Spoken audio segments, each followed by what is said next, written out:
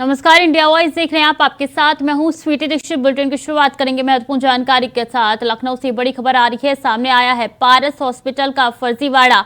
Doctor PS Yadav ने बनाया है फर्जी मेडिकल सर्टिफिकेट। विनीता सिंह के नाम पर बनाया है फर्जी मेडिकल सर्टिफिकेट। 10 दिनों तक दिखाया।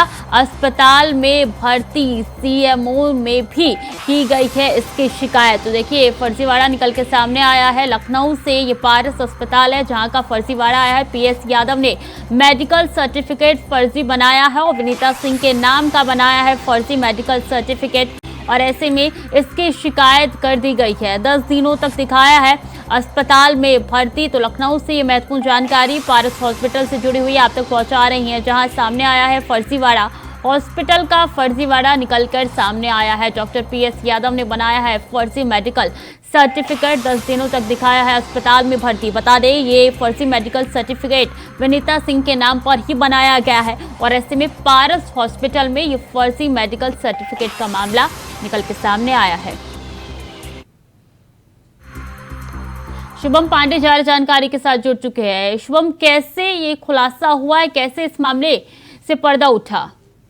जी बिल्कुल, कह सकते हैं लगातार कहा जाता है लखनऊ में पारस हॉस्पिटल के अगर बात कर लेते हैं, पारस हॉस्पिटल में लगातार जो है ऐसे मामले सामने आते रहते हैं। लगातार इलाज में लापरवाही को लेकर के भी आरोप लगते रहते हैं। एक मामला जो है उजागर हुआ है, उसको साफ कहा जाता है कि एक डॉक्टर जो है पीएस यादव, उनकी तरफ से एक लेटर जारी किया गया है। कहा जाता है एक मेडिकल सर्टिफिकेट बनाया गया है कि राइट साइड में स्टोन की बात कही गई है। लेकिन अगर पेशेंट की बात कर लेते तो पेशेंट से जब बात की गई तो पेशेंट का साफ तौर से कहना था कि पेशेंट वहां पर कहीं पर हॉस्पिटल में ना ही उसको एडमिट किया गया, ना ही वो हॉस्पिटल गया था। लेकिन कहा जाता है कि किसी और के द्वारा जो है फर्जी मेडिकल बनाया गया। साफ कह सकते हैं कि अस्पताल प्रशासन बिना मरीज को अस्पताल बुलाए, बिना ही किसी तरीके की बात किए मोटी रकम लेकर के साफ कह सकते हैं कि एक फर्जी मेडिकल जारी कर दे रहे हैं। साफ कहा सकता है जिस तरीके से एक मेडिकल सामने आया है, उसके बाद जब वहां के प्रशासनिक अमले से बात की गई, अस्पताल प्रशासन से बात की गई, तो उनका साफ तौर से कहना था कि अगर कोई हमारा खास होता है या कोई जानने वाला आता है तो हम ऐसे काम कर देते हैं।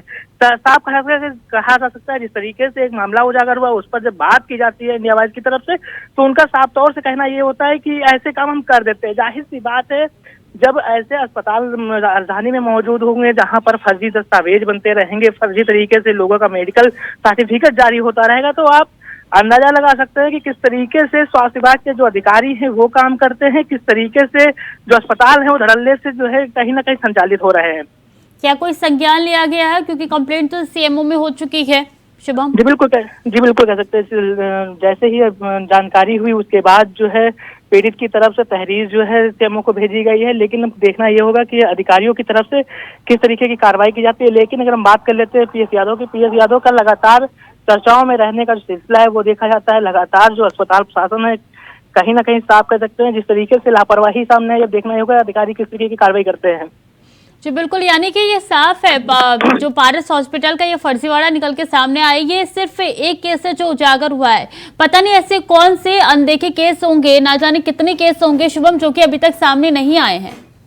जी बिल्कुल कह सकते हैं एक केस जो सामने आया उसकी अगर बात कर लेते हैं तो उसके बाद इसके अलावा भी अगर जांच होती है अस्पताल के खिलाफ तो जाहिर सी बात है कई सारे ऐसे मामले होंगे जो सामने आएंगे। और जाहिर सी बात है जहां इस अस्पताल में आयुष्मान योजना का भी लाभ जो है लाभार्थियों को मिलता है, इस योजना में भी कहीं ना कहीं कुछ गड़बड़ी की गई होगी। ऐसे कई सारे काम किए होंगे जब वो अपने लेटर पैड पर जो है अपनी मोहर और साइन करके जो है फर्जी मेडिकल बना सकते हैं। तो जाहिर सी बात है कि सरकारी योजनाओं में भी कुछ कहीं पूरी तरीके से कुछ गड़बड़झाला चल रहा होगा। लेकिन जब अधिकारी जांच करेंगे स्वास्थ्य विभाग के, तब सारी डिटेल जो है सामने आ पाएगी कि आखिरकार के अस्पताल में क्या चल रहा है।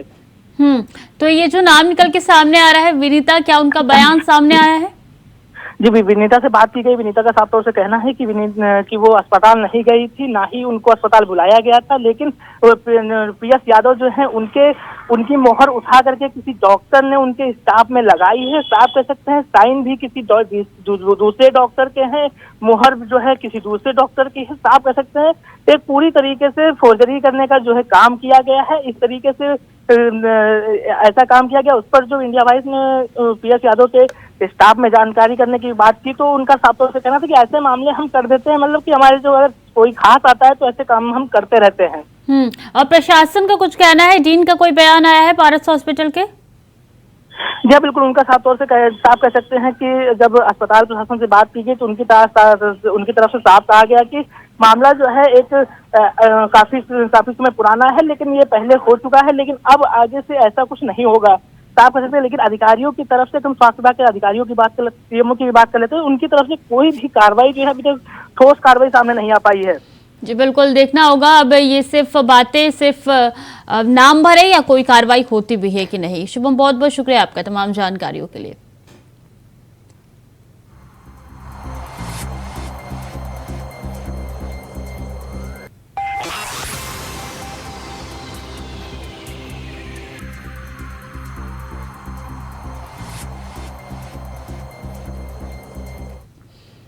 और शारदीय नवरात्र का आज 9वां दिन है। देश भर में आज कन्या पूजन किया गया। इसी कड़ी में गोरखपुर के गोरखनाथ मंदिर में भी सीएम योगी आदित्यनाथ ने भी पूजा अर्चना की। सोमवार सुबह नवरात्र की नवमी पर सीएम योगी ने विधि विधान से कन्या पूजन कर मातृशक्ति की आराधना की। मां दुर्गा के 9 स्वरूपों के प्रतीक 9 कुंवारी कन्याओं के पांव पखारे, चुनरी ओढ़ाई, आरती उतारी, श्रद्धापूर्वक भोजन कराया, दक्षिणा और उपहार देकर उनका आशीर्वाद लिया। मुख्यमंत्री ने परंपरा का निर्वहन करते हुए बटुक पूजन भी किया। कन्या पूजन अनुष्ठान में सोमवार सुबह मुख्यमंत्री ने मठ के फर्स्ट फ्लोर पर श्रद्धा भाव से परंपरागत रूप से पीतल के परात में चांदी के लोटे में भरे जल से 9 कुंवारी कन्याओं के बारी बारी पांव धोए। उनके मस्तक पर रोली, चंदन, दही, अक्षत, दुर्वा का तिलक लगाया, चुनरी उठाकर उपहार एवं दक्षिणा प्रदान कर आशीर्वाद लिया, आरती उतारी और फिर भोजन कराया। अब हम आपको ये 3 तस्वीरें दिखा रहे हैं। पहली तस्वीर में सीएम पांव पखार रहे हैं, दूसरी तस्वीर में आरती उतार रहे हैं और तीसरी तस्वीर में भोजन करा रहे हैं कन्याओं को।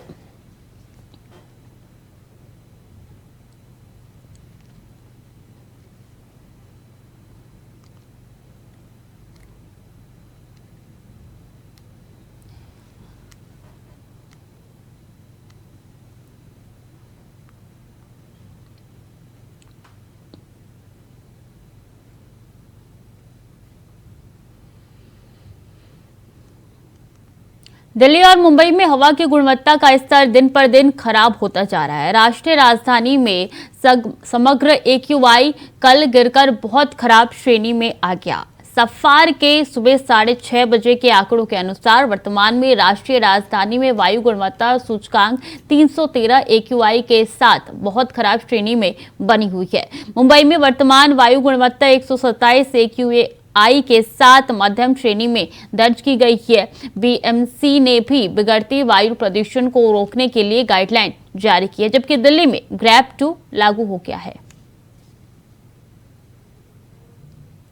देखिए, जो मौसम विभाग का जो पूर्वानुमान जो है उसके अनुसार दिल्ली में अब ठंड जो है वो बढ़ने लगी है और साथ ही साथ जो हवा की स्पीड है वो भी कम हुई है, जिससे प्रदूषण के स्तर को बढ़ने की संभावना है, क्योंकि जो गैस हैं वो अब वायुमंडल में बहुत ऊंचाई तक नहीं जा पा रही हैं। तो जितने पार्टिकुलर मैटर हैं वो अब नीचे आ रहे हैं और उसको देखते हुए अब दिल्ली के अंदर ग्रैप का जो दूसरा चरण है उसको लागू कर दिया गया है। जितने ग्रैप के दूसरे चरण में जितने स्टेप हैं उसका दिल्ली के अंदर मजबूती के साथ इम्प्लीमेंटेशन हो, इसके लिए जितने संबंधित विभाग हैं उनके अधिकारियों को आज दिल्ली सचिवालय में उनकी मीटिंग बुलाई गई है, जिससे कि उसकी कार्ययोजना बनाई जाए और मजबूती के साथ ग्रैप के जो नियम हैं उनको दिल्ली के अंदर लागू किया जा सके, जिससे कि जो चूंकि मौसम तो अपने हाथ में नहीं है, लेकिन जो सोर्सेज हैं उनको कंट्रोल किया जाए, जिससे कि जो सेहत पे असर पड़ता है वो कम से कम हो सके। देखिए, जो ग्रैप 2 का जो चरण होता है उसमें मुख्य तौर पर जो वाटर स्प्रिंकलिंग है, सफाई है, जो इस तरह के जो अभियान चल रहे थे उसको और तेज किया जाएगा।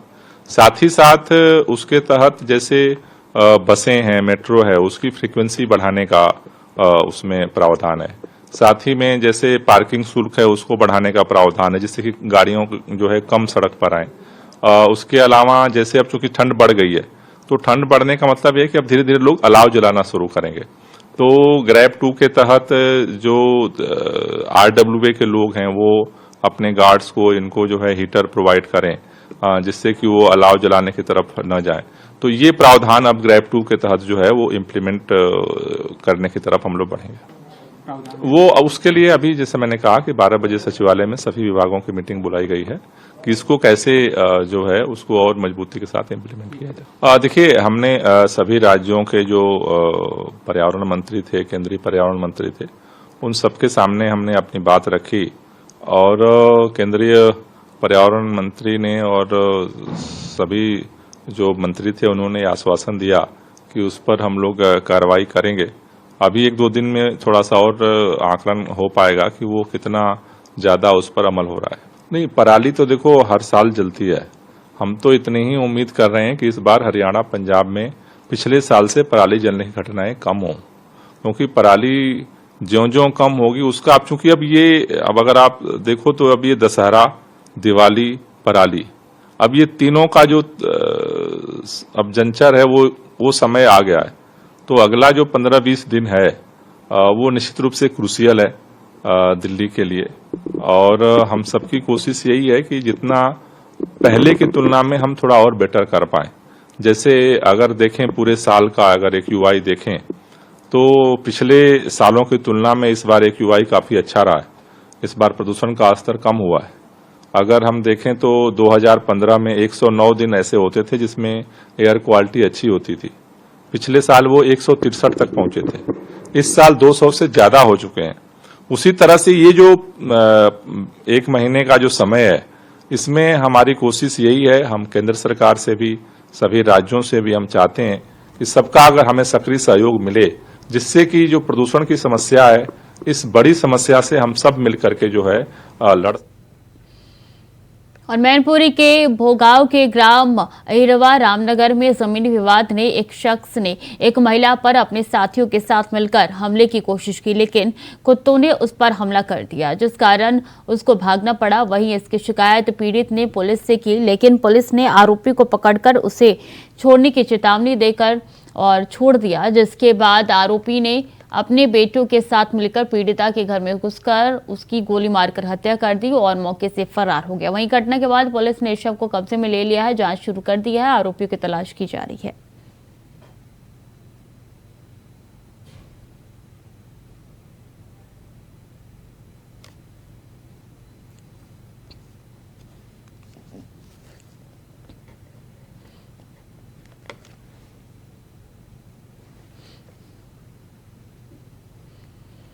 बिजनौर के नूरपुर में देर रात मामूली बात को लेकर एक दिव्यांग दुकानदार के साथ दबंगों ने न सिर्फ मारपीट की बल्कि दुकानदार पर गोली चला दी, जिससे दुकानदार ने टेबल के नीचे घुसकर अपनी जान बचाई। पूरी घटना जो है वो सीसीटीवी कैमरे में कैद हो गई। वहीं इसकी सूचना पर पुलिस मौके पर पहुंची, आरोपियों को गिरफ्तार कर मामले की जांच शुरू कर दी है।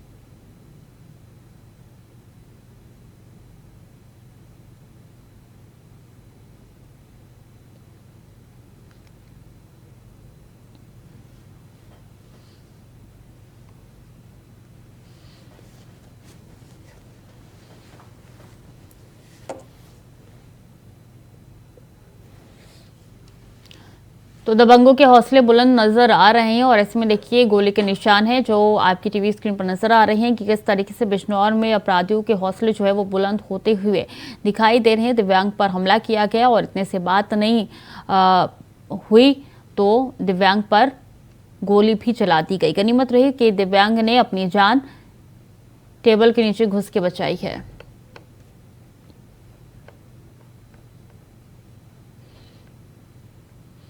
मुरादाबाद में अलग अलग सड़क हादसे में पति पत्नी की मौत का इस मामले में सामने आई है। बता दें कि 2 बाइक की टक्कर में पत्नी गंभीर रूप से घायल हो गई, जिसे अस्पताल में भर्ती कराया गया। साथ ही उपचार के दौरान पत्नी की मौत हो गई। पत्नी को अस्पताल में देखने जा रहे पति को अज्ञात वाहन ने टक्कर मार दी, जिससे पति की मौके पर ही मौत हो गई।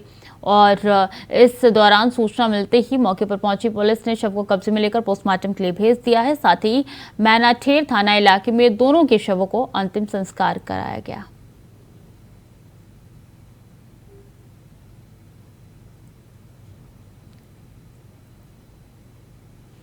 तो पति की मौत हो गई और उपचार के दौरान पत्नी की भी जान चली गई। ऐसे में दोनों का अंतिम संस्कार हो चुका है। एक ही साथ दोनों ने दम तोड़ा। मेरठ के लोहिया नगर थाना पुलिस ने बड़ी कार्रवाई करते हुए भारी मात्रा में प्रतिबंधित पटाखों को जब्त किया है। छापेमारी के दौरान प्लास्टिक के 6 कार्टून में कई कंपनियों के पटाखों को जब्त किया गया। पुलिस ने एक व्यक्ति को गिरफ्तार कर लिया। प्रतिबंधित पटाखे कई जो है वो जब्त किए गए हैं। तस्वीरें आप तक पहुंचा रहे हैं, चूंकि अब त्योहारों का सीजन शुरू हो चुका है और ऐसे में इस तरीके की अवैध पटाखे बनाने वाली कंपनियां संचालित होती है, जिनके खिलाफ पुलिस लगातार कार्रवाई कर रही है।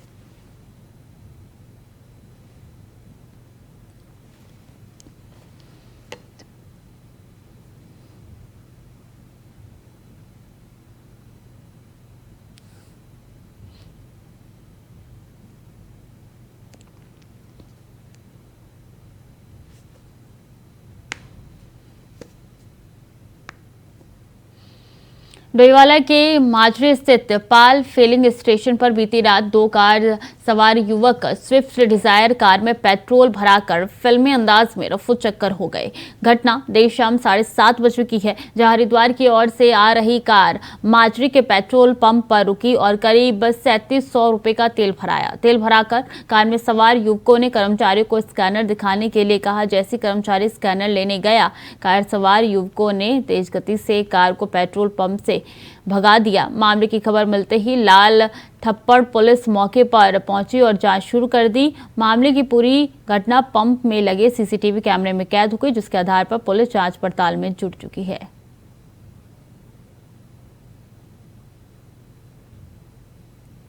तो देखिए यहाँ पे किस तरीके से 3700 का पेट्रोल भरवाया गया है और इसके बाद से ये युवक जो है वो कार लेकर फरार हो गए तेज रफ्तार में, पैसे भी नहीं चुकाए और ये पूरा वीडियो जो है वो पास में लगे सीसीटीवी कैमरे में कैद हो गया है। उनके पीछे पेट्रोल पंप के कर्मचारी भी भागते हुए नजर आए, लेकिन तेज रफ्तार में थी कार और ऐसे में कार के अंदर जो शख्स बैठे थे उन्होंने बिना पेमेंट किए यहाँ पे भाग निकले।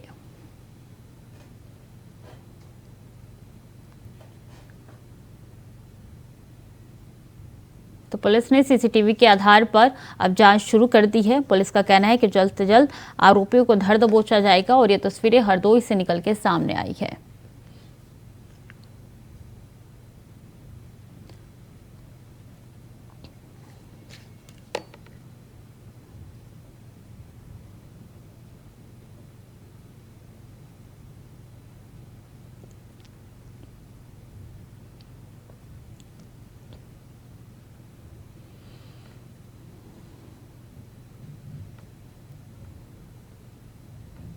तो सीसीटीवी में कैद हुई है पूरी घटना।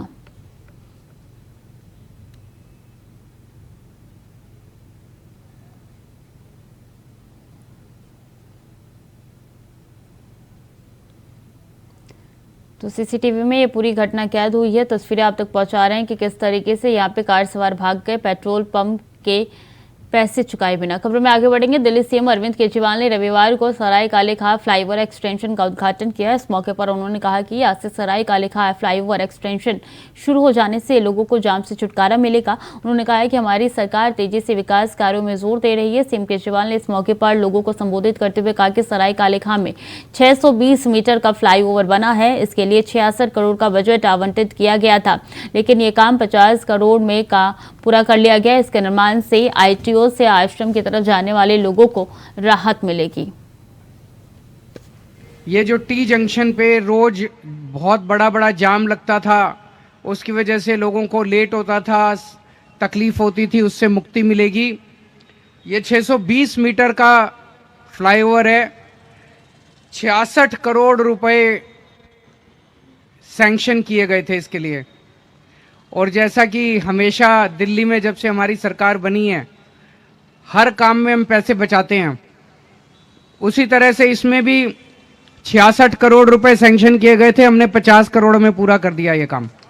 अगला कदम जो हम उठा रहे हैं कि दिल्ली में जिन जिन इलाकों में जिन जिन पॉइंट्स के ऊपर ज़्यादा ट्रैफिक होता है, जाम होता है, उनको स्टडी करके, एक एक पॉइंट को स्टडी करके वहाँ पे कहीं यू टर्न बनाने की ज़रूरत है, कहीं फ्लाईओवर बनाने की ज़रूरत है, कहीं कुछ करने की ज़रूरत है, उसका एक पूरा स्टडी कर रहे हैं ताकि दिल्ली में कहीं भी जाम ना लगे और बिना जाम के हमारी दिल्ली को जाम मुक्त बनाया जा सके।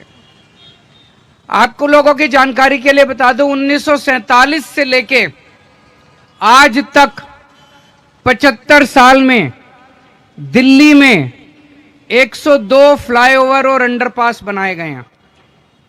कितने बनाए गए हैं? 102। और उनमें से पिछले 8 साल में आम आदमी पार्टी की सरकार में 102 में से 30 फ्लाईओवर और अंडरपास आम आदमी पार्टी की सरकार में बने हैं। तो जितना काम 75 साल में जितना काम हुआ, उसका 30% काम मात्र 8 साल के अंदर हुआ है। यह कोई छोटी बात नहीं है।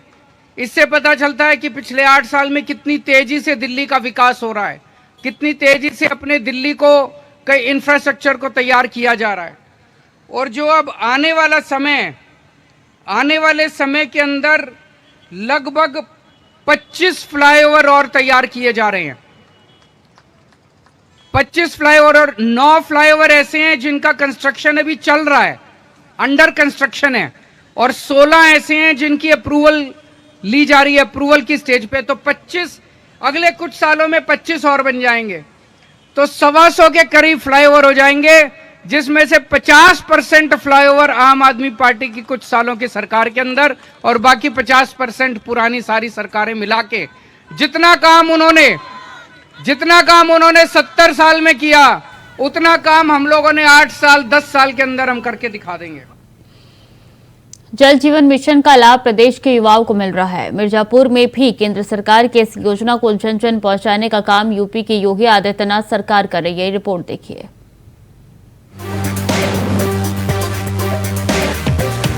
जल जीवन मिशन के तहत देश भर में लोगों को पेयजल पहुंचाने के काम हो रहा है। वहीं यूपी में भी योगी सरकार पीएम मोदी के इस विजन को रफ्तार देने का काम कर रही है। सीएम योगी के नेतृत्व में इस योजना को लेकर धरातल पर तेजी से काम हो रहा है, जिस कारण लोगों को योजना का लाभ मिल रहा है। योजना के तहत मिर्जापुर में 9 ग्राम समूह में ये परियोजना चलाई गई, जो अब तक 1634 गाँव में 99% काम हो रहा है, और अब तक 588 गाँव में जल जीवन मिशन के तहत लोगों को लाभ मिल रहा है। यहाँ पर लगभग जो है वो 1634 राजस्व गाँव जो हमारे हैं, उनमें 3,49,966 घरों में हर घर नल का कनेक्शन किया गया है। और इन 1634 गाँव में हमारी जो functional house hold tap connection है वो हम लोग लगभग 99% पूरे कर चुके हैं। और इनमें से 500 गाँव में हमने जलापूर्ति भी प्रारंभ कर दी है। शेष गाँव में भी शीघ्र ही जलापूर्ति भी प्रारंभ हो जाएगी। योजना का लाभ मिलने से लाभार्थी गदगद हैं और सरकार का आभार जता रहे हैं। सब बहुत अच्छा है, मिलता है, बहुत बढ़िया है। हाँ, ये जल भी अच्छा है। अच्छा, जब से नल लगा है आपके जीवन में क्या बदलाव आया? हाँ साहब, बहुत शरीर के स्वास्थ्य के लिए, मतलब पेट के लाद के गर्मी शरीर के, और सब कुछ ये अच्छा है। हाँ। सीएम योगी की लोक सेवा का फायदा आज प्रदेश के हर एक व्यक्ति को मिल रहा है। उत्तर प्रदेश के हर एक घर तक योजना का लाभ पहुंच रहा है, जिससे प्रदेश में शुद्ध पेयजल की बयार बह रही है और लोग पीएम मोदी और सीएम योगी का गुणगान कर रहे हैं। Bureau report, India voice. तो फिलहाल के लिए बुलेटिन में इतना ही। खबरें लगातार जारी है, देखते रहिए इंडिया वॉइस।